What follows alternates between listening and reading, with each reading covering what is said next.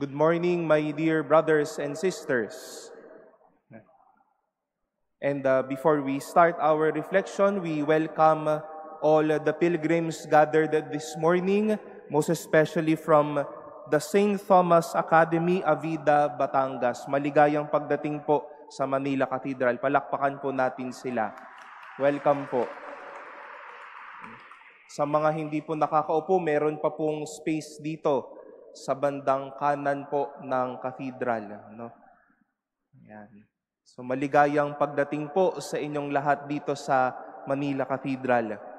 We welcome the students, the families, and teachers of our dear young ones, and to all of you, maligayang pagdating po sa inyo.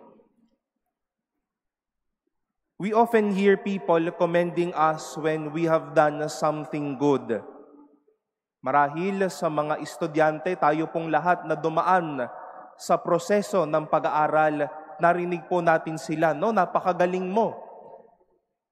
Ituloy mo lang yung iyong ginagawa. Mayroon kang nasa tamang daan ka at nasa tamang landas ka. And it is human to appreciate and to be at wonder to beautiful things done in our life.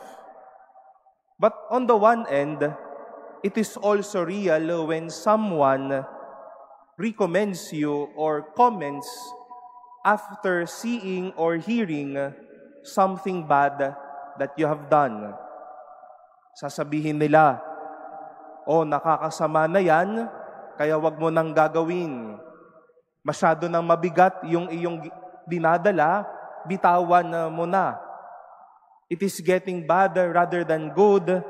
That is why turn away from it.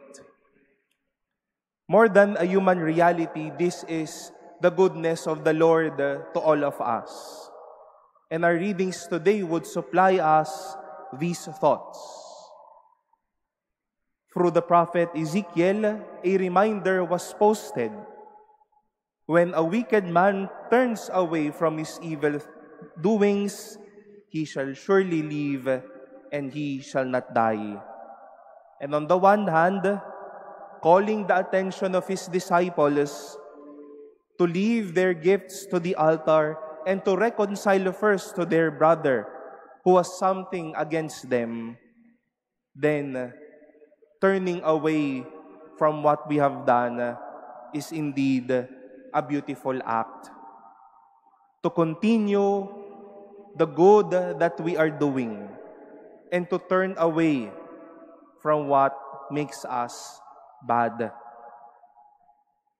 At mga kapatid, ito pong mga panahon na ito ng Kwaresma ay sagradong panahon para magnilay tayong lahat, para masabi din natin sa bawat isa na ituloy ang kabutihan at talikuran ang kasamaan. Marahil magandang ipagpatuloy ang mga ginagawa natin. Our prayers, our love, our affection, our presence, our generosity, our companionship to your sons or to your daughters, your patience, your understanding, continue doing those. But it is also timely to turn away from our misdeeds and our wicked deeds.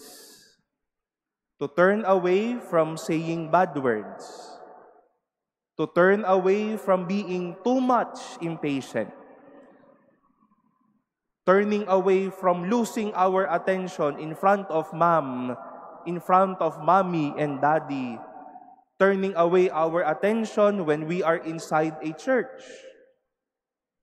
To turn away from being selfish, from sharing fake news, from being too much arrogant and selfish, na laging ako na lang, o kaya dapat ako ang bida at ako ang pinakamatigas ang ulo sa classroom o nasaan man ako.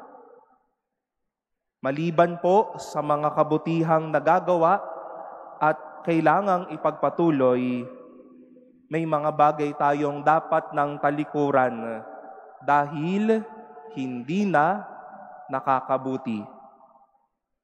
we make the most out of this season, dear brothers and sisters, to reap the good that we are doing and to turn away from what makes us bad.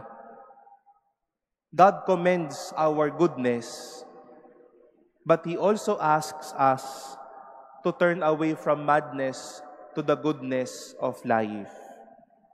He asks us to continue doing well and living well in this life.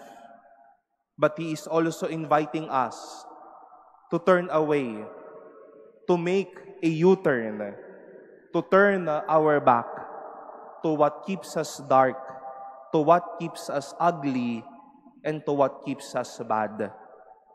Dahil ang nais ng Diyos sa atin, kabutihan natin at ang pagpapala natin.